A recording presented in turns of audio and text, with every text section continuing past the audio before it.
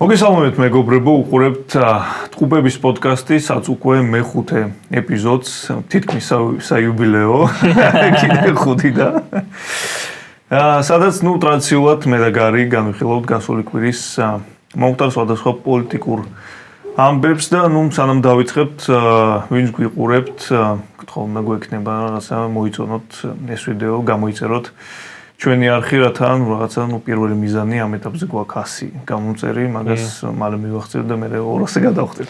TikTok-ზეც გამოგვიწერეთ, ხო TikTok-ზე 1000-ია მიზანი. კი, TikTok-ზეც ანალოგიურად ტყუპები ვართ როგორც YouTube-ზე. ხო, ყველა პოდკასტს ეგრე ვიწყებ, რომ საინტერესო კვირა იყო და მართლაც ეგრეა. ეხლაც კარგი კვირა იყო. დავიწყოთ რა თქმა უნდა, რაცა მიხეილ ყავილაშვილის არ მინდა მაინც ამას გვარი გაუფუჭო. მიხეილ ყავილაშვილის გამოსვლით გაეროში. ხო, რაღაცა 11 წუთიანი სიტყვა ქონდა და იმის მიღმა რაღაც ხო მოდი ჯერ შენ თქვი შენი შტაბის დილებები თუ უსმინე საერთოდ მაგის გამოსვლას. ხო, ნაწილ ბოლომდე არ მომისმენია რამდენი წუთი ველაპარაკობ. შტაბის დილებები. არაფერი რა პროპაგანდის ის იყო. კიდე ერთი გავრცელება რომ აი ძმაო, ჩვენ აქ ქართველები ვართ. ქართული ენით ვსაუბრობთ, თუ გვინდა პატივი გვეცით. ყველაზე დიდი პრობლემაა რომ დაწერილი ქონდა და იმ თავის დაწერილსაც ვერ კითხულობს. ანუ ეს TikTok-ზე ამოჭრეს რაც პატარა მონაკვეთი, სადაც სიტყვები მომანა. რომ ენახა ხალხს კარგად ერთია 5ჯერ მაინც აიბერნია, აირია. ალბათ აბზაცისტოვია, ხო იცი, ბავშვობაში რო გიჭირს ხოლმე კითხვას სწავლობ ხოლმე. გიჭირს ეს აბზაცები გერევა ხოლმე და რაღაც ეგეთი. მეორე წელი არ წავუკითხე კაცი ხა და თულია ძოვები, რა ქნას. თან რა მხოლოდ ტრიბუნაზე უძებდა საუბარს. და დაავდოდა პრეზიდენტობა შეტენეს ბლედნე. რა უნდა ქნას. ხო, ეგ რაღაცა ტექნიკური ხარვი შეიძლება ყველას დაემართოს, მაინც რაღაცა პირველი გამოსვლა გვახსოვს, მაგის გამოსვლა პარლამენტში რო კანკალებდა პრეზიდენტად რო აირჩიეს. და გაეროში ახლა რო გამოდიხარ, გინდა არ გინდა ინტერვიულებ, მაგის მიღმა ახლა შინაარსი რო ჩავიდეთ მაგის განცხადების პირველი ნაწილი სრულად სამხეგრძელო იყო, ჩვეულებრივ რომ ყანწი უნდა დააჭერნა ხელში და ჩვენ ქართველები უძველესი ის აი მამუკა ბახტაძის რო ქონდა რაღაცა 1-8000 და მაგ დროს იყო 29 მე მგონი 1 იყო სალომე ზურაბიშვილი რომ პირველი ქალი პრეზიდენტია 29 რაღაცა დამოუკიდებლობის აღდგენიდან 29 წელი იყო და 8000 რაღაცა 8000 წლოვან კულტურად რო ვიცვლებით ეგ ამბავი ქონდა ბახტაძის ქონდა ეგ კონცეფცია. ხო და ყავილაშვილმაც დაახლოებით იგივე ლაპარაკა დასაწყისში, ოღონდ მათ მთავარი ამბავი იყო, როდესაც მან რაღაცნაირად ოს და აფხაზებს და ძმებს მიმართა. ჯერ ახსენა რომ ჩვენი ქვეყანა დღემდე ოკუპირებულია, ოღონდ არ ახსენა ვის მიერ არის ოკუპირებული. როდესაც გაქვს ეს ტრიბუნა და რაღაცა არაღიარების პოლიტიკა ხოცების დროს ხო საერთოდ ჩავარდა. ეხლა სამხრეთ კორეაში ქონდათ რაღაცა de facto აფხაზეთის რესპუბლიკის წარმომადგენლებს რაღაც შეხვედრა იქ. და მუშაობს ხალხი იქეთ და აქეთ სრული ჩავარდნა და იმის ნაცვლად რომ გამოიყენო ამ ხელა ტრიბუნა და კიდევ ერთხელ გაუსვა ხაზი იმას რომ რუსეთი არის ამ დღეს, როდესაც პარალელურად რაღაც უკრაინაში მიდის ეს ამბავი და უკრაინაზე არის გადატანილი მაქსიმალური ყურადღება, კიდევ ერთხელ გაახსენო ის რომ ხო რაღაც 2008 წელი იყო ყირიმამდეც და დღემდე გავლილი გვაქვს. მაგრამ რუსეთი არ ახსენა და ეს კონფლიქტი გამოიყვანა ისე თითქოს აი ჩვენსა და აფხაზ და ოს ძმებს შორის არის რაღაცა კონფლიქტი და ეგ წყენები რაღაცნაირად უნდა დავივიწყოთ და რაღაცა ყველაფერი დავალგოთ. თითქოს აქ რაღაცა რუსეთი ფაქტორი არ არის საერთოდ. აი ეგ იყო მათ საკმაოდ რაღაცა სახიფათო გზავნილი, სახიფათო რა ვიცით ისედაც კოცების ეგ რაღაცა პოლიტიკა რუსეთს არ ახსენებენ, მაგრამ ამ კონფლიქტის წარმოჩენა ისე თითქოს რუსეთი არაფერს შუაში იყო 90-იანებში ომი რო იყო აფხაზეთში და გენოციდი მათ შორის და 2008-ში რო სამაჩაბლოს ომი ქონდა, მათ რუსეთი არაფერს შუაში უბრალოდ ადგილზე რაღაც სეპარატისტულმა ჯგუფებმა ხო, პლუს deep state ხო, რაღაცა ეწყინა და მაგან გამოიწვია ეს კონფლიქტი. ეს უდვით ეგ იყო მათ შინაარსში ყველაზე პრობლემური. ხო, ოღონდ deep state და ის არ ახსენა ალბათ რაღაც message box-ი. ხო, deep state ხო, რაღაც შიდა აუდიტორიაზე არის გათვლილი რაღაც. ეგეთი სულელიც არ არის იმ ტექსტის დამწერი დიდი ალბათობით კობახიძე ბატონი, ყავილაშვილს ახლა ყველას ესმის რომ ყავილაშვილის დაწერილი არ არის ეგ ტექსტი. სხვათა შორის დადებითია ისო ნასვამი არ იყო. რა ქნას? რაც დადებითია ეს ხო. მოგესალმებით. აუგზალის დალევა ერთი კვირით მაინც, მაგრამ ეხლა ჩაწვება სამაგიეროდ. ხო, ნუ ყავალაშვილმა კიდე ერთი კომიკური რაც იყო თქვა, რომ პროფესორ პაპუაშვილმა თქვა, რომ ყავალაშვილი შეხვდაო ტრამპსო, კარგი თბილი საუბარი ჰქონდათო, ოღონდ ისეთ ადგილად, ნუ ჟურნალისტმა კითხა, რაც ფოტოები რატო არ არსებობს მაგისო და ისეთ ადგილას შეხვდა, სადაც კამერები არ იყო. და რუბიომ ვახშამი რომ მოვაწყო, მადრატორ და პატეჟს და სავახშმოდ არ არის ჩასული ჩვენი პრეზიდენტი იქ. ეგ კომენტარი ჰქონდა პაპუაშვილს ყავალაშვილზე. Deep State-ის ამბავი რახან წამოიწყი ხო მაგაზე ვილაპარაკოთ კობახიძემ თქვა რომ რუბიოს ვახშამზე ყავალაშვილი Deep State-ის გავლენის გამო არ მიიწვიესო. ანუ ზოგადად რომ გვესმოდეს, ნუ გვესმის, მაგრამ ნუ ქართული ოცნების ამორჩეულს განსაკუთრებით მინდა რაღაცნაირად დავანახო ის სურათი რაღაც. წარმოიდგინეთ, ანუ რაღაცაც თქვენი რაღაცა პარტიის წარმომადგენლები საუბრობ კობახიძე, მაგრამ Deep State-ი არსებობს ეგეთი რაღაცა წარმონაქმნი ორგანიზაცია, ჯგუფთა გაერთიანება, არ ვიცი, ნუ რაღაც ეგეთი არსებობს, რომელიც აკონტროლებს ევროპის კონტინენტს სრულად. ამერიკის შეერთებულ შტატებსაც მათ შორის ტრამპიც ცდილობს რაღაცნაირ ბრძოლას, მაგრამ ჯერჯერობით მარცხდება.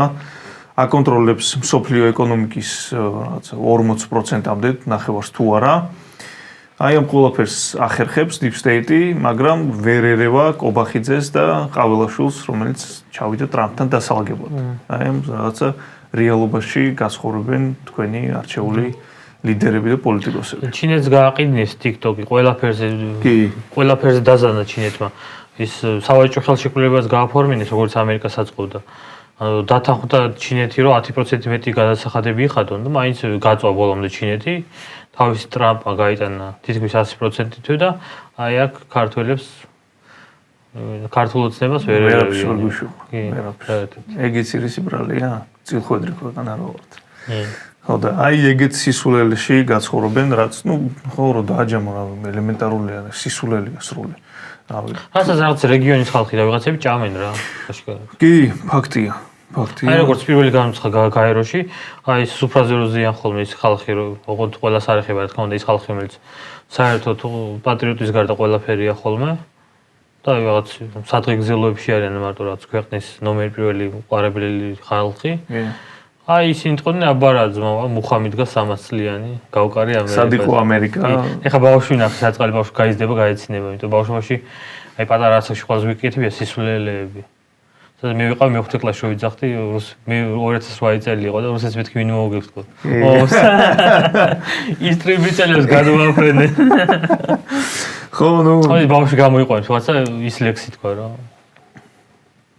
სანამ იქ ამერიკაში ვიღაც კაცი შევიდა. აქ რაღაც კანონებს წერდითო ჩვენაო და მუხა მიდგას. შოთა რუსთაველი რო ვებხის წყალსაც წერდა. სად იყვნენ ეგ უჯიშოები. ხო, ნუ ეგ მართალია რაღაც მდიდარი კულტურა გვაქვს. კი. მდიდარი ქვეყანა ვარ ზოგადად მაგ მხრივ, მაგრამ რაღაცა პრობლემა არის ის, რომ დღეს 21 საუკუნეში ვამაყობთ იმით, რა მოხდა 12 საუკუნეში. მაგის სიკეთ ისინი იყვნენ მაგრები და იმება მოხდეს და ჩვენ არ ვართ მაგრები, სამწუხაროდ ჭირდა ის. ეგ ამერიკელების მინუსი კი არა რომ რაღაც აი ესენი ამ ცირე მონაკვეთში შექმნეს ისეთი სახელმწიფო რომელიც ქვეყანაში არის ნომერ პირველი როგორც ეკონომიკით ასევე სამხედრო ძალით როგორც ევროპაში და ამერიკაში არაფერი პრობლემა არ აქვს ისეთი შედარებაც კი შეიძლება ის ევროპა დიდებული გახადა წინა თაობება ამ ერთი თაობა 2-3 თაობების წინ გახადეს განსაკუთრებულად იდეალური ქვეყანა და დღეს რო გამოდიან ვიღაცა თუნდაც მე ჯენზიკოები და ვიღაცები ეს თქვენი აშენებული ქვეყანა არ არის ანუ იმება უნდა განავცონ ის და დახვდათ აწყობილი ქვეყანა შლიან ეხა და ის არა. მომაწინა 2 თაობის ერთი გაიქცათ გერმანიაში. ის დამაიც ავსტრიაში უბრალოდ. ხო, ნუ ეგ წინა თაობებს მინუსი აქვს, თუმცა ხო, ნუ რაც ქვი, ეგ არის რაღაცა წინა თაობების ნაშენებია საბოლოო ჯამში. ყველა თაობამ, ყველა დეკადამ უნდა იავაყოს თავისი ქცევით, თორე აწყობილი როგორც რავი მამას რო იყოლება, კაი მამას ვარგის შვილი რო ყავს ხოლმე. ხო და ერთია რომ კარგი მდიდარი კულტურის მქონე და ხალხმაოდ დიდი ისტორიის მათ შორის მქონე ქვეყანა ვართ, მაგრამ ეგ იმას არ ნიშნავს რომ რაღაცა მაგით უნდა დავკმაყოფილდეთ და აი მე-12 საუკუნეში დავით აღმაშენებელი, თამარ მეფე, შოთა რუსთაველი, აი მაგით რაღაცნაირად დავსტოპდეთ. ეგ იყო მაგის მერე რამდენი საუკუნე გავიდა. დღეს ვცხოვრობთ, ადამიანებს ერთი ცხოვრება გვაქვს, ახალგაზრდებს განსაკუთრებით უნდა და გვინდა ნორმალურ ქვეყანაში ცხოვრება და მხოლოდ იმით რომ აი რაღაცა ადრე კარგები ვიყავით, საერთოდ ვერ არის ისეთი არგუმენტი, რაც მათქმევინებს და ათქმევინებს ადამიანებს, რომ ოკეი, მაშინ დღეს ვიყოთ ამ წუმპეში. დღევანდელობით განისაზღვრება ბევრი რამე, ხო და ეგ ამბავია. გაეროს თემა გავაგზავნოთ, ნაწილობრივ უკრაინის პრეზიდენტი ზელენსკისაც ჰქონდა მათ სიტყვა, სადაც საქართველოს ახსენა. მათ შორის და აქ კოცებში გამოიწვია ეგ საკმაოდ მწვავე რეაქცია ჰქონდათ და ერთ-ერთმა კოცმა ადამიანმა წარმომადგენელმა სახელმწიფო შემახსენე სახელმწიფო ბითაძეა გვარი არ მაია ბითაძე ხო ყოფილი ნაცი რა თქმა უნდა ტრადიციულად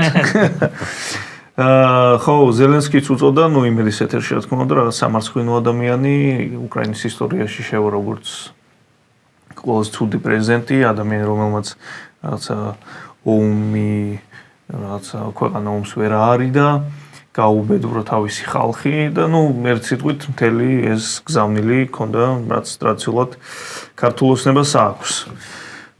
ხო, მიდი შენ თქვი რამე მაგაზე. ავი რა, პირველ რიგში მე მოსმენელი მაქვს მათ შორის კაი ხალხისგან, რომ მაია ბითაძე იყო ძალიან კარგი ჩინოვნიკი, ძალიან კაი პერსონა იყო. რაც ძალიან კარგი განათლებით და როცა მიიყვანეს ნაცებში, აი კარგი საჯარო მუშახელი იყო და ბრახ ვერავის ვერ წარმოედგინა რომ უცებ მთავრობა შეიცვალა არჩევნები იყო და უცებ გახდა ძალიან კოწე. ერთ წელიწადში სრულად შეიცვალა გადაპორტირდა რა და ეგეთი ხალხი არის ჩემით ყველაზე სახიფათო, რომელსაც აქვს ინტელექტი, განათლება და მაია ბითაძე აბსოლუტურად გააზრებული აქვს ქვეყნის ღალატითა დაკავებული. და ეხა არიან მაგალითად კოცები, რომელიც ჭკუ არ მეერთვეს ყაველაშვილს არ არიან, რომელიც უინტელექტო გაუნათლებლები და რაღაცა ხო ტუპად თავი მესეჯ ბოქსებსაც არ უკვირდებიან. არც დიდად არ აინტერესებთ რა როგორ იქნება, მაია ბითაძე ეს შეთქო არ არის. ჩემს ეგეთი ადამიანები უნდა გასამართლონ. თუ მთავრობა შეეცვლება ადამიანები, აი ესეთი პერსონები თუ არ პასტა ფურცელს თუ არ გააგდებინებ ხელიდან, უნდა გასამართლონ და სამაგალითოდ იმის მიუხედავად რომ ხალია. ოდეგი პრობლემა არის რა, იმიტომ რომ მაია ბითაძე ერთ დღესო ვერ გავიგებთ რა. ტუპო ვიყავიო, აბსოლუტურად გააზრებული ღალატია, ძალიან კარგი ინტელექტის მქონეა. როგორც კოცებს ეციან ხოლმე, რაც არ მიყვარს ხოლმე, რომ ბევრი ინტელექტო ყავთ, ბევრი ისა ძალიან ისე ახსენებენ ხოლმე, კოცებსაც ყავთ მოაზროვნე, თუმცა რუხაძე რომ მევიდა რადიო თავისუფლების ჟურნალისტად, გააფარჩაკა პირდაპირ შოობით, ანუ მოუგო საკუთარი მოიდანზე, ესე კი არ მოუგო 10-0 მოუგო, ანუ ყველა საკითხზე აჯობა 10 თავით. არა იმით რომ ამის მხარეს იყო სიმართლე, არა იმით რომ მეორე მხარეს იყო სისუსტე. თავის საქმის სიმართლე არ იყო, სისუსტე იყო ინტელექტით მოუგო თავიდან ბოლომდე, განათლებით და საუბრის უნარით. ხო და მაია ბითაძის ნაირი ხალხი იმის თქვენდო რომ განსაკუთრებით მაღიზიანებს რა. მაგის სხვა კატეგორია, იმიტომ რომ აი შალვა რამიშვილი, კიდე ის არის იუმორით უყურებ. კანახან ისე რაღაცა სიტყვის ჩვენ ხარზე შენს გაგეცინება ხოლმე და აი მაია ბითაძის ხალხი ჩვეულებრივი ისინი არიან, ფაშისტებიც არიან. ის არის ანუ გააზრებულად გწირავენ, აბსოლუტურად გააზრებულად თავისი კეთილდღეობის გამო და პლუს კიდე იცი რა, ესეთ ადამიანს როგორც მაია ბითაძის ყოველთვის შეელოთ რომ ფული ეშოვათ თავისი ინტელექტიდან გამომდინარე და უნარების ქსელებიდან, მაგრამ რაღაც ცხოვრების ეტაპზე გადაწყვეტეს რომ ფეხებზე კიდეათ უბრალოდ ფული უნდათ, არც თავის შეწუხება არ უნდათ და ეგ აგიც საწყინია რა. ეს ამის კონტექსტი. მაია ბითაძის საუბრის შინაარსი რო ჩავიდეთ, რაღაც უკრაინამ ვერ აირიდა თავიდან, რაღაც ზელენსკიმ უпростоრად. რაც ნუ არის იმ საკითხის ისე წარმოშენა თითქოს ნუ რუსეთთან ეგრეთ დალაგება შეიძლება და ზოგადად ის მიზეზი რომ რუსეთი დაისხა უკრაინას თავს ნატოს გაფართოების გამო ჯერ ტყუილია, მაშინ ანალოგიურად თუ საფრთხეს გნობს, ფინეთი არ იყო ნატოს წევრი და უზარმაზარი საზღვარი აქვს რუსეთს ფინეთთან, ფინეთი გახდა ნატოს წევრი და როდესაც მიდიოდა მოლაპარაკება პუტინს კითხეს, რომ აი ფინეთი თუ გახდება ნატოს წევრი, მაგას რა რეაგირება გექნება თუ პრობლემა არის ის, რომ რაღაცა თქვენ საზღვართან არ გიდათ ნატოს წევრი ქვეყანა არსებობს და პუტინმა თქვა, რომ აი გაბედონო რა. ფინეთმა გაბედოს ნატოს წევრობა. და როდესაც გახდა ანალოგიურად დაუსვეს კითხვა, აბა რასაპირებთ, ნუ რა ვქნა თუ რა, მათი არჩევანია. ეგ ამბავი არ რაღაცა ის ფაქტი, რომ აი უკრაინა ნატოში მიესწრაფოდა და როგორც საქართველოს თავის დროზე 2008-ში და მაგის გამო დაიწყო პუტინმა ომი, არის ტყუილი. მათ არის ჩვეულებრივი იმპერიალისტური მისწრაფებები, როგორც პუტინის, ასევე იმ საზოგადოების, ვინც არის რუსეთში რაღაცა. ის მეორე რუსეთი კარგი ხალხი შეიძლება არის, მაგრამ ძალიან ცოტა უდიდესი მასა განსაკუთრებით რაღაც უპროსტაობის წარმომადგენლების სრული მხარდაჭერა აქვს მაგათი პუტინს. ანალოგიურად რაღაც იმპერიალისტური მისწრაფებების მქონე ხალხია, რომელს რაღაც აი დიდი რუსეთის, საბჭოთა კავშირის დაბრუნება სურთ. და მაგის ნაწილი იყო უკრაინაში შემოჭრა. მათ აზრი არ ქონდა, 2014-ში ნეიტრალური იყო უკრაინა. ვიცით, მაგრამ ყირიმი მაინც წაიღო რუსეთმა. ხო და ეგ ამბავია, რომ მათ გარდა იმისა, აქ სააკაშვილი პროვოკაციებს აყვავდა, ეგრე დაიწყო ომი 2008-ის, მაგას ვერ იტყვი რაღაცა უკრაინის ამ შემთხვევაზე, როდესაც ზელენსკი ბოლომდე, რამდენ შესვლას თვითმფრინავების რაღაცა ტექნიკის მათ შორის წარმოგიდგინე 200,000 ჯარისკაცს საზღვარზე რაღაცა კრებს ნელ-ნელა ქვეყანა და გასაგებია რისთვის, უბრალოდ სწავლებისთვის არა. და მაგის მიუხედავად არანაირ რაღაცა ეგრეთ წოდებულ პროვოკაციას არ წამოეგო, მაგრამ აი ომი დაიწყო. ომი დაიწყო არა იმის გამო, ხო, კიდევ ერთხელ ვიტყვი რაღაცა. აი ნატო მოდიოდა და პუტინს ეშინია რაღაც. არა, უბრალოდ ხო არ აღიქვამს უკრაინას, როგორც საქართველოს, როგორც სხვა იქ ბალტიისპირეთს, პოლონეთს მათ შორის, აქეთ აზიაზე აღარ ვსაუბრობ, რაღაცა დამოუკიდებელ სუვერენულ ქვეყნებად. არამედ მოიაზრებს როგორც რაღაცა იმ დიდი რუსეთის ნაწილად. ეგ თემა არის ის, რაც მოერევი ძალით წავიღო. უკრაინაში მოხდა. კი. მაგით არის მაია ბითაძე საზიღარი ქალი. კოცებით გავაგზავნოთ ისევ. კოცებში ბევრი ნიჭიერი ადამიანია. საკმაოდ. და ერთ-ერთი არის ლადო ბოჟაძე. ეგეთი ფიგურაა. ძიმე არტილერია. ნამდვილად, რომელიც იყო საკრებულოს წევრი, ეხლა უკვე პარლამენტარი. რუსებმა ნასასალა. მოახერხა ტიპმა იქ გამოიმუშავა, ასე ვთქვათ. პარლამენტის მანდატი და სკამი. და მაგან გააკეთა ინტერვიუს კომენტარი ლევან ჯობავაზე, ადამიანზე, რომელმაც აქტივისტზე, რომელმაც ერთ-ერთი აქციის დროს, ეგ ყველას გეცოდინებათ, ერთ-ერთი ტიტუშკას, იარაღი ამოაცალა, თუ წაართვა და პოლიციას გადასცა, როგორც ეს ტიტუშკა, ასევე იარაღი და საქმე ისე აღმოჩნდა, რომ ეს ტიპი იარაღიანი გაუშვეს, ანუ არ იყო ნამდვილი პნევმატური იყო და ამ ადამიანს შეიძლება საქმე აღძრა. ხო და მათ ლევან ბოჟაძემ თუ არ ვცდები, ხო, ლადო ბოჟაძემ გააკეთა განცხადება, რომ რაღაცა ამ შემთხვევაში ადამიანმა არ უნდა იმოქმედოსო. ანუ თუ ხედავ ლადო ბოჟაძის აზრით, თუ ხედავ ადამიანს, რომელიც იარაღით მოდის შენკენ, პოტენციურად საფრთხეს გიქმნის, მაქსიმალურად კი არ უნდა ეცადო, რომ გაანეიტრალო ეს ადამიანი და შემდეგ რაღაცა პოლიციას გადასცე ან დაურეკო. არ უნდა გაჩერდე, უნდა დაელოდო, დაარეკო 112-ში, დაელოდო პატრულს და პატრული მიხედავს თავის საქმეს. არ უნდა იმოქმედო. რაც, იდიოტიზმი კი არ ყლეობაა სრული ამ სიტყვის მნიშვნელობით.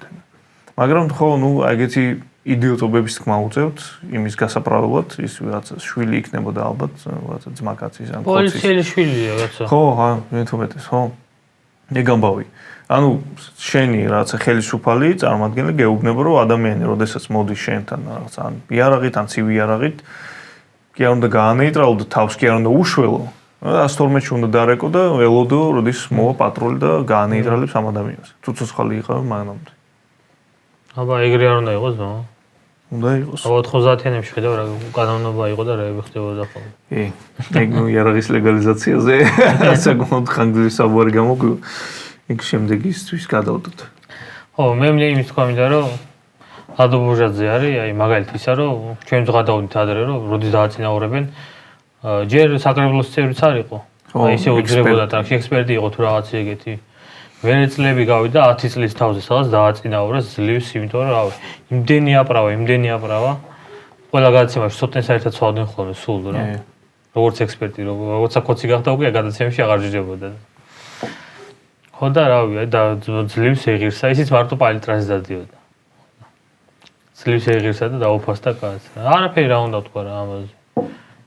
თუ რაც უფრო დიდხანს ქართული ოცნება დარჩება ხელისუფლებაში, მით უფრო მოუჭერენ ჭანჭიკებს, მით უფრო გართულდება ცხოვრება და აი ეს 4 ოქტომბრის მერე რომელსაც შევეხებით მერე თუ არ დაიწყო რაღაც ცვლილებები, უფრო მოგვიჭერენ.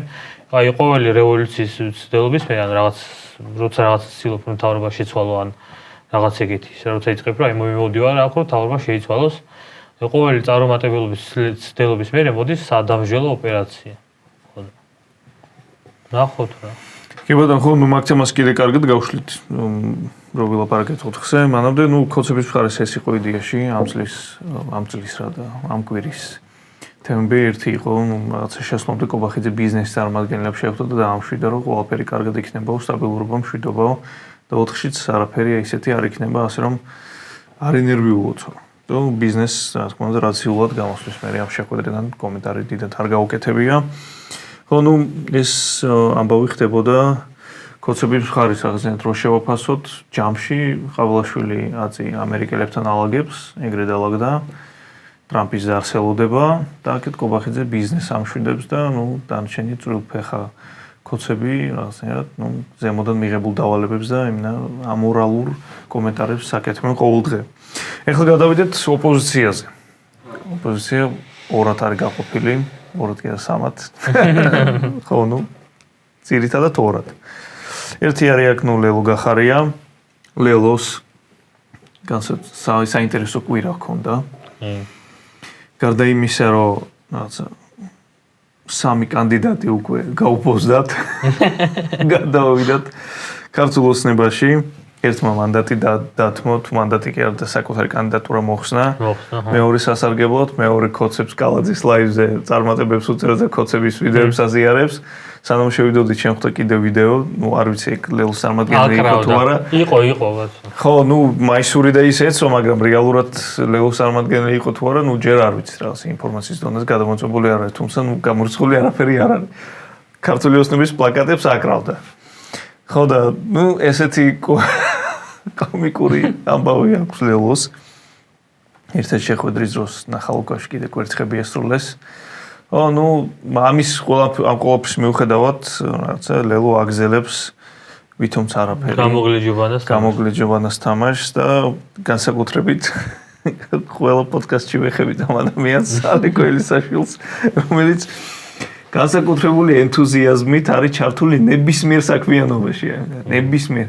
აი დღეს ხო ბოლომდე აწვევა არჩევნების თემას და აი მიდით ბიჭებო თქვენ წარმოედგინეთ, აი კუპრაძე რომ მერი გახდება, როგორ გაედებათ ბაირამ დუდუქში კოცებს. აი ხო თელ თავის ენერგიას დებს ამ საუბარში. ხვალ რომ მამუკამ უთხრეს რომ აი იცი რა არჩევნები გადავიფიქრეთ. ზუსტად იმ ენერგიით ტიპი იტყვის რომ აი იცით რა, აი ესეთი თესრი რაღაცა მოვიფიქრეთ, სხვანაირად უნდა გაედოთ კოცებს ბაირამ დუდუქში. და ეგეთი ფიგურა არ დამეზარება იმის თქვა რომ ალეკომ შეეძლო რაღაცნაირად პოზიტიური ფიგურა ყოფილიყო, მოახერხა კიდევაც რაღაც პერიოდი, მაგრამ როგორც გახარიაზე ვთქვი, ადამიანის შინაგანად თუ გაქმიდრეკილება პროჭობისკენ და ჩაჯმისკენ, ალეკოს შემთხვევაში გინდა არ გინდა ადრე თუ გვიან მაინც გაასხო. და მე ვერ წამემდგენია ხა ალეკო ელისაშვილმა როგორ უნდა დააქამბეკოს. რამოდენიმეჯერ გამოუვიდა, მაგრამ ეხა უკვე ძალიან შეტოპა. ჩემთ პატიება აღარ ექნება. ხო, მაგ ჩვენი ქვეყნის პრობლემაა, რა გითხავს, ეპატიება ხვალ გამო რა დინარაძეს თუ არა, ეხლა კობახიძეს დაარტყავს და всё კიდე ერთხელ გმირია. კობახიძეს დაარტყა? არის შანსი კი ბატონო. ხო, წარმოგონია ეგრე მარტივად გაუტარონ ამჯერად. ხო. თუ რამე. ხო, ეგ იყო ეს არის ოპოზიციის ერთი მხარე, ეს სიტყვით რაციულად ლელო გახარია ქმნიან კი არა და რაღაც მიყვებიან. კიდე კვერცხები ესრულეს გუშინ. ხო, ეგ თქვი ნახალოკაში. ეს ნახალოკელების სახელი ბოდიში მოიხატა ერთ-ერთმა ლელოებმა. ხო და ერთ სიტყვით თავის დღის წესრიგს მიყვებიან. სერიოზული ცხადია. პოზიტიური კამპანია აქვს, რომელსაც დაარწმუნებული ვარ, რომ მაინც მილიონს მაინც გადავხდნენ, ვიღაც ამერიკელები ჩამოიყვანეს. კი, ბევრ ფულს ხარჯავენ კლიპებზე, რეკლამებზე. და პოზიტიური კამპანია უნდა იყოს, რომ ხალხს პოზიტივი ანახოთ იმედი და აი მაგას შეღებს ხალხს და მე $1,000,000 არ მინდა. $200,000 მომეცით და ზუსტად იგივე რაღაცებს გეტყვით სიტყვით. ისეთ თელს პოზიტიურ კამპანიას აგიტყობთ. სიტყვით იგივეს გეტყვით, ასაც გეონებენ ისინი და პლუს კი შეიძლება რაღაცები ბონუსად მოვაყოლო რაღაცები. უკეთესიც კი იყოს შეიძლება. 5-ჯერ ნაკლებ ფასად. ხო, ეგ ამბავია. მეორე მხარე არის კიდე აქეთ, რაღაცა ოქტომბრის მოლოდინში. ეს რიცხვი ახლოვდება. საკრალურია უკვე. კი, ასე. იმის მიუხედავად, რომ თავის დროზე რაღაც არასერიოზულად აღიქმებოდა, გინდა არ გინდა, ხაბეიშვილმა და მის მიერ, პატა ბურჯულაძე მათ შორის და მის მიერ რაღაც მათ მიერ წარმოებულმა ამ კამპანიამ გინდა არ გინდა ეს პოლიტიკური სპექტრი, რომელიც მათ შორის ოპოზიციურ პოლიტიკურ სპექტრს გულისხმობ, რომელიც რაღაცა სკეპტიკურად უყურებდა, ან არ გვინდაო, არ ივარგებს, ხაბეიშვილი კლოუნია, გინდა არ გინდა, უწევთ ამ თემაზე საუბარი და ეგრე ხისტები ვეღარ არიან ამ რიცხვის მიმართ. ჩერგოლიაშვილის გამოკლებით უბერავს როგორც ყოველთვის. ხოდა მეტად მოზომილები არიან ესმით, რომ რაღაცა საზოგადოებაში გაჩნდა ამ რიცხვის მიმართ მოლოდინი განწყობაც მათ შორის, ოღონდ კიდევ და კიდევ გამეორდები, რომ არ უნდა კონდეს ის მოლოდინი, რომ აი 4-ში თუ არ დამთავრდა ყველაფერი, всё, რაღაცა დაგვერხა. პირიქით 4 არის რაღაცა ბუნებრივი დედლაინი, კიდევ ერთხელ გამეორდები ყოველ პოდკასტის დროს მაგას ვამბობ, რომ რაღაცა საზოგადოების პასუხი უნდა იყოს იმაზე, რასაც ატარებს რაღაცა ქართული ოცნება, რასაც ეძახიან არჩევნებს. და 4-ში უნდა დაიწყოს ეს პროცესი, ამათ მშვიდობიანი დამხობის. ეს შეიძლება მოხდეს 5-ში, შეიძლება 4-ში, შეიძლება 3-ში მოხდეს, კაცმა არ იცის რა შეიძლება გამოჩნდეს. შეიძლება 6-ში, 7-ში და ასე შემდეგ. ერთ სიტყვით რაღაცა ეგ შემართება არ უნდა დავკარგოთ. ხო და ის ხო ამ განწყობით უნდა შევხედოთ აუცილებლად 4 რიცხვს, რომ აი ეგ მინუსი არის ჩემი აზრით მაგ კამპანიის, რომ 4-ში ვიწყებთ, 4-ში ვამთავრებთ, მაგ ხალხმა მესმის შეიძლება რატომაც შეიძლება ამბობდეს მაგას რაღაცა მუხტის განწყობა, აი ისე დამაჯერებლობას ძენდეს, მაგრამ პარალელურად ეგ დამაზიანებელია საბოლოო ჯამში, ჩემი აზრით. და ეხლა შენ თქვი რა. კი ბატონო. ჩემი აზრით 4 ოქტომბრის სასოფლო რიგში საღოლხაბეს და აი რაც უნდა თქვან მართლა ისტორიაში უნდა შევიდეს სახე ეს სიტყვა როგორც ხაბეიშვილმა მოხდა ეგ ამბავი. კი, პირველ რიგში. მეორე რიგში არის ის რომ მუხტე ჩვენ ამ გადაცემაში ყველა პოდკასტში განვიხილავდით თქვის რომ აი რა იქნება იმუშავებს არ იმუშავებს აშკარად იმუშავ 4 ოქტომბრის მოლოდინი არის როგორც შემიძლია რომ არც ერთ აქციაზე მე კიდე ცხოვრებაში ვარ 1000 აქციაზე მეტი ნაყოფი პირდაპირ მნიშვნელობიდან. იმიტომ რომ საქართველოში თბილისში იმდენი აქციაა რომ დღეში 4 აქციაზე ყოფილა მაგრამ ხანდახან. ხო და ესეთი მოლოდინი არც ერთ აქციაზე, როგორც არჩევნების წინ არის მოლოდინი, ეგეთი მოლოდინი აქციაზე. ანუ აბსოლუტურად აპოლიტიკო, აბსოლუტურად ნაცე ფიხებზე კიდე ერთხელ თან ისე გამოვიდა, რომ კოციმა ვერ იმუშავებს, რომ ეს არ არის პარტიული აქცია. აბსოლუტურად ყველაზე, მათ შორის იმაზე, ვინც ნაცებს აგინებს, ვინც ხაბეიშვილი არ ევასება, იძახის, რომ მე-4 ოქტომბრის ვიდეო ფეხებზე მკიდია. ხაბეიშვილი ყველა ფეხებზე მკიდია. ამან იმუშავდა, მე ველოდები, რომ დეკემბრის როდენების ხალხს, ანუ ძალიან ბევრი ხალხს ველოდები და კაცმა არის რა იქნება. და ეგ არის მართლა დადებითი, რომ პოლიტიკოსმა შეიძლება ეგეთი რაღაცა მარტომა დაუჯერებს ამ ხაბეიშვილმა, რომელიც არის აბსოლუტურად კომიკური პერსონა იყო, აბსოლუტურად კომიკური პერსონა იყო. ველოდები, რომ 100,000-ზე მეტ ადამიანს ველოდები, რა. და წარმოდგენა არ მაქვს, რა მოლოდინი მაქვს, მაგრამ ფაქტია, რომ ხალხი ემზადება. TikTok-ზეც რა ხდება, პირად საუბრებშიც ის ხალხი, რომელიც აპოლიტიკურია და ხანდახან როგორც რუსულ კანონზე რაღაც ეგეთზე გამოდის, ჯენზიკოები და ისინი იძახენ 4-ში მივიდივართ ყველანი რა. კი, ხო, ცხადია. ეგ არის ძალიან დიდი ამბავი, მithmesh ჩვენერ ისტორიის ქვეყანაში, სადაც არის პოლიტიკოსის დაძახებულზე ახლობლები არ გამოდიან, პარტიის წევრები არ გამოდიან ხოლმე აქციაზე და უდიდესი ამბავი არის, მაგას ვუსვარი. რესპექტ რა და რა მოხდება 4 ოქტომბერს არ ვიცი, მაგრამ კიდე ერთხელ ვიძახი ოქტომბერს რაღაცა ქოცემა თუ არ დაიხეს, რაღაც დათმობებზე ატავი, რაღაცა გადატვირთვა თუ არ დაიწყო.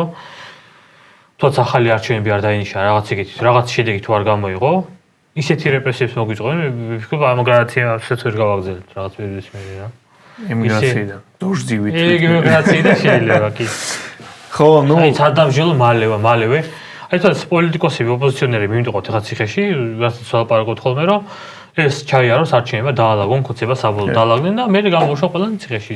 ვინცთვის წაიღებს შეაბრუნონ და ხო, ეს არის მოკლედ ძალიან ანუ ეხა თუ არ მოხდა რაღაცა, მაქსიმუმ რაც შეგვიძლია ეს პოდკასტში შეკრება საუბარია 2028 წლამდე ევროპაში თუ რაღაც არ მოხდა და პლუს კი რაღაცა ანუ რაღაცა საგარეო პოლიტიკაში რაღაცები თუ არ მოხდა, არაფერი არ იქნება 2028-მდე.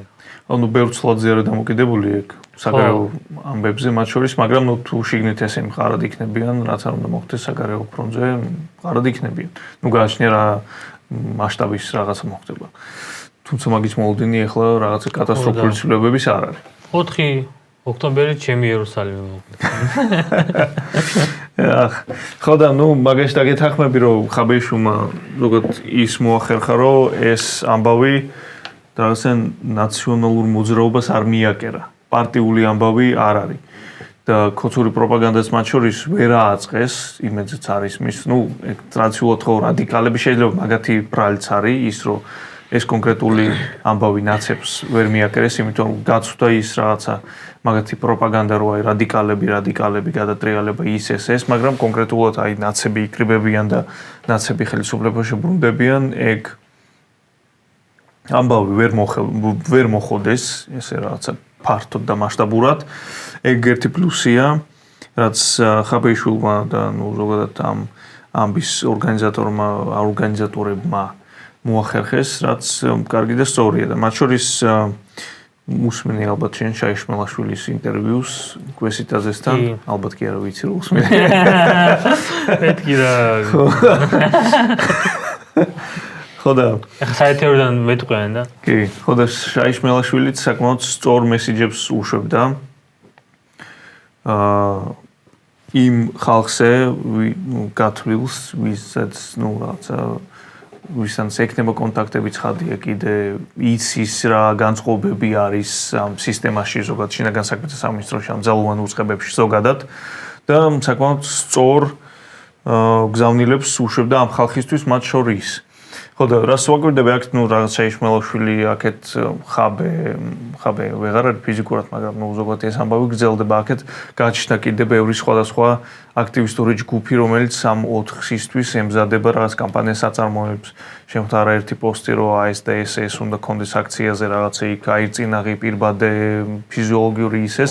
ნუ ეს სიტყვით დიდი მზადება მიმდინარეობს. ეგეთი რაც თქვი მართლა აიხანი არ ყოფილა ეგრე მასშტაბურად რაც. ხო, ნუ სულ ამბობდი რა თარიღი არ უნდა დაკიდოთ, მაგრამ ამ შემთხვევაში ამ დაკიდებულ თარიღმა იმუშავა, ფაქტია. არ ვიცით რა მოხდება, როგორც გარემ თქვა, მაგრამ ის რომ ბიჭო დაკიდების გარეშეც ისეც დაკიდებული იყო, იმიტომ არჩევნებია. მაგას ვერ გაიქცეოდი ყოველ შემთხვევაში. ხო და ნუ ეს ამბავი შოვანი თარიღია 4-ში თუ ტარდება არჩევნები, კოცები და პლუს ბარიერი სადღაც მაინც გადალახავენ, გახარია ლელო და ხო შეიძლება ევროკავშირის პლუს კი ვიცით რომ ევროკავშირის ესეთი პოლიტიკა სამარცხინო რომ კაცმა არის ის რა სიზავენ, შეიძლება ჩვენები ლაპარაკს დაიწყებენ რაღაცას, ვიცით რომ ამერიკა всё მორჩა კოცებთან დაამთავრა ურთიერთობა, რაღაც პერიოდი ვერ ძალიან დიდი ხანი ვერ დაალაგდებიან, მაგრამ ევროპელებს შეუძლიათ დაალაგდნენ. მაგრამ შეიძლება ტრამპმა ყაბლაშვილს დაურეკოს მაინც და დაალაგონ ეგამბა. ხო, ნუ ეს სიტყვით ეს არის გარის იმ ნაწილში დავეთანხმები, რომ რეპრესიებს გაზრდიან, კი, ცხადია, აქეთ თუ რაღაცა უფრო მეტი წინააღმდეგობა შეხვდათ. იქედან უფრო მეტი სისასტიკე წამოვა, დეკემბერზე ბევრად მეტი შეიძლება მოხდეს. და მაგ თამასას თუ აწევენ ძალადობის ადამიანებზე და ზოგადად სისტემის ამ გახსნილობას ბოლომდე და დაუსჯელობას მათ შორის კი ბევრად რთული პერიოდები გველოდება. შეიძლება. მადაც შეიძლება კი არა, ჩემი აზრით კი ეგრე იქნება. რაღაც მოლაპარაკე თავებს მოიშორებენ საბოლოოდ, ვინც კიდე twins ბურღავს, რაც თქვი რაღაც ზოგს შეაბრუნებენ, ზოგს გააქცევენ ქვეყნიდან და ნუ აქეთ იმ სცენარით თუ განვითარდა რასაც კოცები ელოდებიან, იქნება სისტემური ოპოზიცია, რომლის ნაწილი იქნება გახარია, რომლის ნაწილი შეიძლება იყოს ლელო, რომლის განცდები იქნება იაგო ხვიჩია და ალტინფო და ნუ რაღაცა ოპოზიციური ველი შეიქმნება ახალი. რაღაცა რესტარტი მოხდება. ესე დაალაგდება საქართველოში საქმე. ხო, ეხლა გადავიდეთ რუბრიკით უცხოური ამბები. რომელიც ყველაზე მეტად მიაქვს. კი. რომ ხალხი შეწუხებულია, ჩვენი ბაბლით შეწუხებულია, ქოცების ბაბლით და სხვათა შორის ეგ არის ფაქტი, რომ ჩვენ ქოცების ბაბლით ვიყურებთ სანაცვლოდ მიუღებელია, მაგრამ ძალიან 50-50-ზე ასე თქვა. მოჭრილ TikTok-ზე ვიყურებთ, მოჭრილ კონკრეტულად მონაკვეთებს, სადაც შეიძლება რაღაცა ნაწილში გვეთანხმებიან, კი. ძალიანად პოდკასტ რომ მოусმინონ განსაკუთრებით 4-ზე. მარტო იაგო ხვიჩი არჩება 100%-იანი ამ ქვეყანაში. ჯერჯერობით. მაგალითად გარის ის ბოლო ვიდეო რაღაცა საიმიგრაციო პოლიტიკაზე. ენა სულ ასიანები ეწერა. ხო, მიდი შენ საყვარელი თემა. ის მარტოხებს ეს ამბავი. და ის არის, ხედავ ჯერ აქ საფრთხეს ვერ ვხედავ, მაგრამ მომავალში ანუ რაც მუშაობს ძალიან და ის იმიტომ არის ჩემს საყვარელი თემა, რომ ოპოზიცია ამ საკითხს კითხავდა, საერთოდ ყურადღებას არ აქვს. ოდნავაც და როგორც კი მაგას შიდა სამზარეულოში ეხები მაგ მიგრაციის საკითხებს, მაიცა რა ეგ დრო არის, ჩვენთან ეს საფრთხე არ დგას, რა ეს დრო არის, ევროკავშირში მიმაღებინას უფეხებზე მკიდია და საერთოდ აი აზზე არ არიან რაც ქმნის ძალიან დიდ პრობლემას. ანუ ხოცების ნახევარზე მეტი ამ თემას ეხება და თანჯახინო ევროპაში 1-2 შემთხვევა ხდება. არა, 1-2 შემთხვევა არ ხდება, ძალიან ბევრი შემთხვევა ხდება და პრობლემა. მოკლედ ესეთი ამბავია, სადაც TikTok-ს დავდებ ამ ვიდეოს და აი ეს ვიდეო იქნება აი აქ. მოკლედ ესეთი ამბავია. 14 წლის გოგოს ვიღაცა მაჰუმდა გადიეს და ის არის ტრაქზე ხელს ურტყავს და ჯერ სახეზე ლოკაზე ცდილობს ხელი დაადოს რაღაცა კიდე და ეს კი გადაიღო იმ გოგოს დაქალმა ეს ვიდეო და მოხდა ეს არის 1 კვირის ამბავი 3-4 დღის ამბავია მაქსიმუმ და დიდი ბრიტანეთში მოითხოვა მოსახლებმა რომ ეს ადამიანი დაიჭირონ იმიტომ რომ ჯერ სისხლის დანაშაულია და მეორე არის რომ ბარასულწლოვან ბავშვს ეხება 15 წლამდე ანუ ძალიან დიდი დანაშაულია და პოლიცია რას პასუხობს რომ ოფიციალურად ანუ ოფიციალურ პოლიცია პასუხობს იმას რომ ეს არის ძალიან სახიფათო ამბავი ეშინია დაპირისპირებს ანუ ძალიან გაცხელებულია სიტუაცია ქვეყანაში ძალიან დიდ დანაშაული იქნება ესაო და შეიძლება სერიოზული არეულობა მქონდეს და რეაქციას ვერ ვახდენთ იმიტომ რომ დღეში 100 შეტყობინებაზე მეტი შემოდის ამაზე და საფრანგეთში საერთოდ 150 შედის თუ რაღაცა ეგეთი და ის არის რეაგირებს ვერ ვახდენთ წარმოიდგინეთ ანუ როგორი სისხლის სამართლის დანაშაული ჩადის ბრიტანელ გოგოს ვიღაცა ნაბოზარი, განდონი, გუში ჩავათესლილი ახვარი. ასწავლის უბანს. ტრაქზე ურტყავს ხელს. ესე ვიდეო იდება და რეაგირება სახელმწიფო არ ახდენს რომ შარიაო. იმდენად თავზე გადაჯმული და როგორ შეიძლება ეგ პრობლემა არ იყოს და ხოცები რომ დაგიდებენ ამ ინფორმაციას როგორ შეიძლება ეს არ იყოს არგუმენტი და არგუმენტია.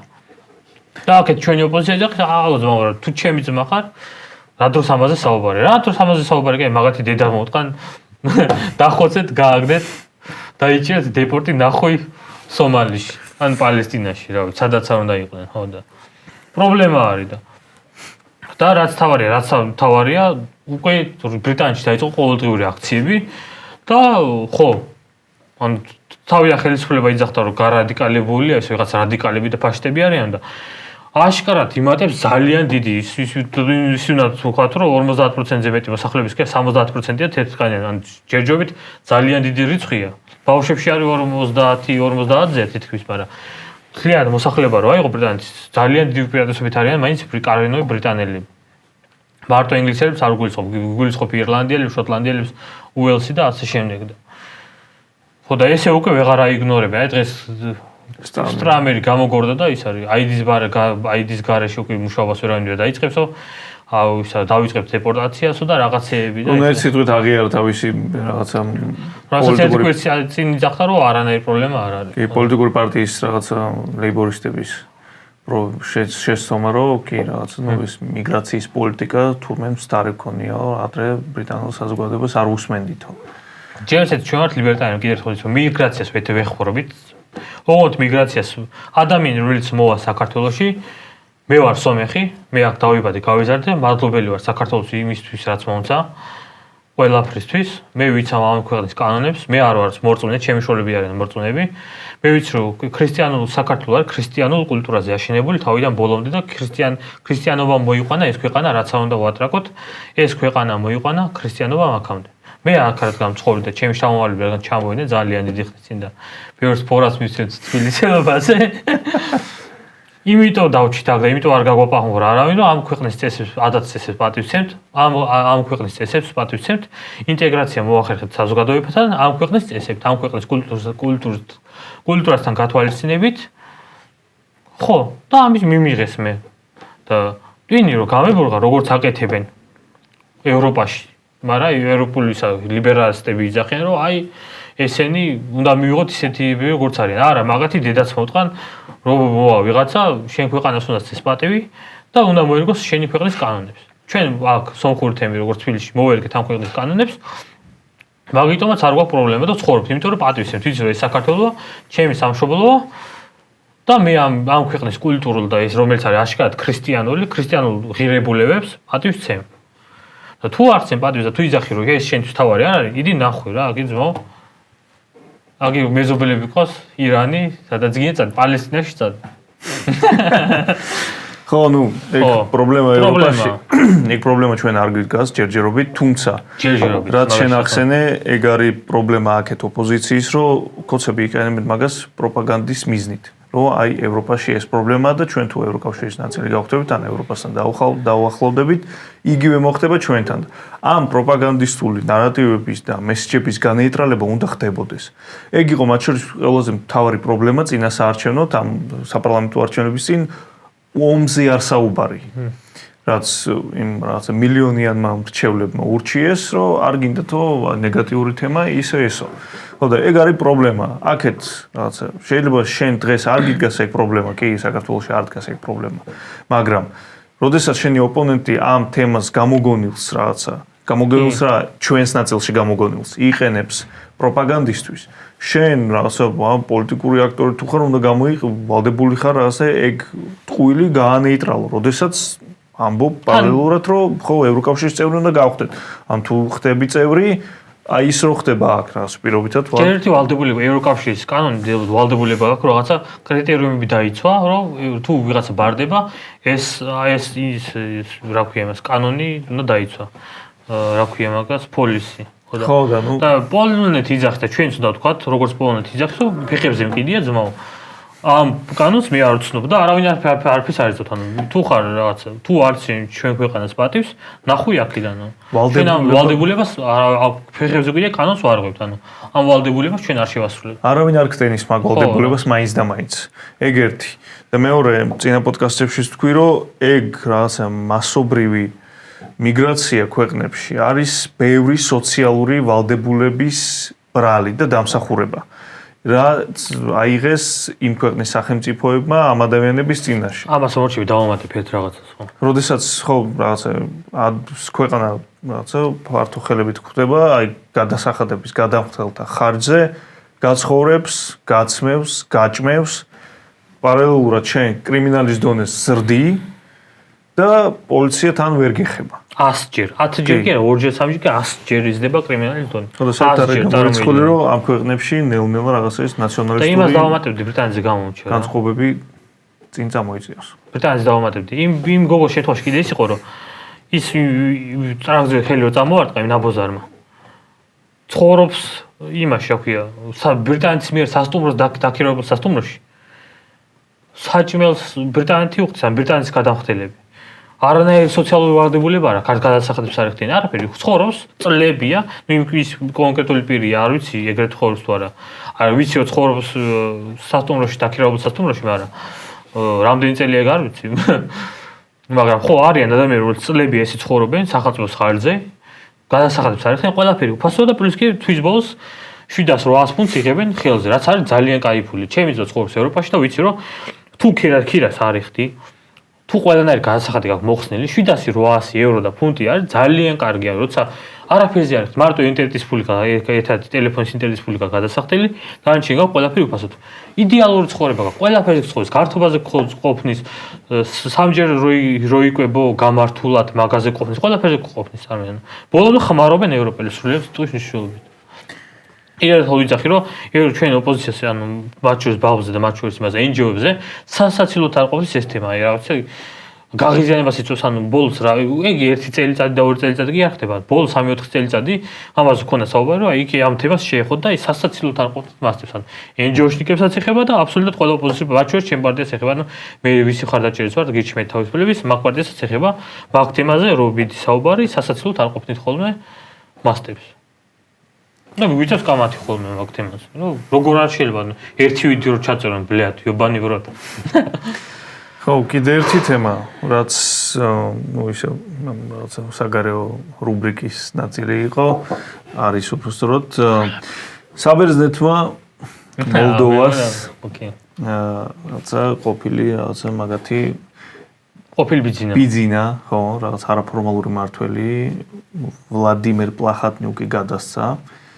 და კარგი არაფერი არ ელოდება ამ კაცს მოლდოვაში და ხო ნუ ოლიგარქი იყო რაღაცა სანამ აქციები დაიწყებოდა ხელისუფლება შეიცვლებოდა რაღაცა სამი უმსხვილესი ბანკიდან იმდენი ფული გაიტანა, რაც იყო მთლიანი შიდა პროდუქტის 1/3 მოლდოვის და ცხადია მაგას მოყვება არეულობა და საბოლოო ჯამში ხელისუფლება შეიცვალა, თუმცა პარალელურად რაღაცა ერთი დეტალია, რაც ძალიან გავს აქაურობას, რაც ჩვენთან ხო არის პარტია ქართული ოცნება დემოკრატიული საქართველო. და ამ ტიპს ჰქონდა მოლდოვის დემოკრატიული პარტია. ანუ ისიც ოლიგარქი, აქაც ოლიგარქი, მაგრამ დემოკრატიას აწვევენ, როგორც თავის დროზე იყო გერმანიის დემოკრატიული რესპუბლიკა. ანუ ამ სიტყვას რაღაცნაირად იყენებენ, აი რაღაცა დემოკრატია. ხო, ეგ ამბავი რაღაცა ცუდი სიგნალია ბიზნესთვის, შეიძლება რაღაცა ვერ გზნობდეს მაინც და მაინც ეგეთ საფრთხეს, მაგრამ პრეცედენტია.